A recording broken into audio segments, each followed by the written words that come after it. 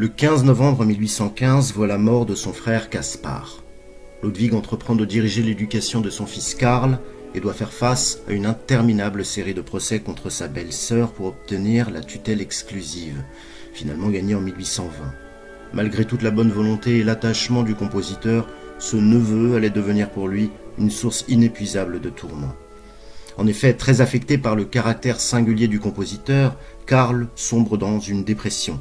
Il tentera même de se suicider en 1826, puis choisira de revenir chez sa mère pour finalement y rester, avec l'accord de son oncle, traumatisé par cet épisode.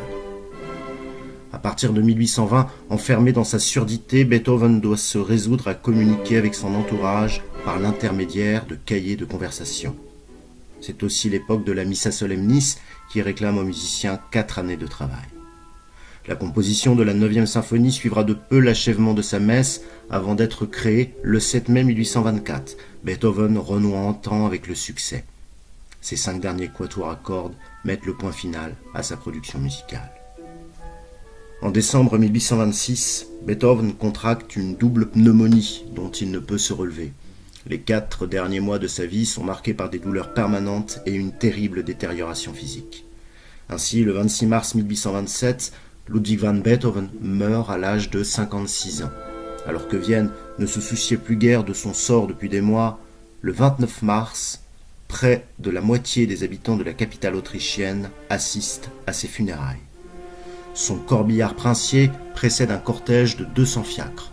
Parmi les porte-flambeaux se trouve un jeune compositeur de 30 ans, Franz Schubert, qui déclarera « Il sait tout, mais nous ne pouvons pas tout comprendre encore, et il coulera beaucoup d'eau dans le Danube avant que tout ce que cet homme a créé soit généralement compris. » Si on retient de Beethoven un caractère indomptable ou instable, des réactions parfois violentes, un certain penchant pour la boisson, il reste surtout un homme à l'esprit révolutionnaire, un cœur qui s'enflammait souvent pour de belles femmes donnant naissance à quelques lettres aussi troublantes de sensibilité que d'inconstance.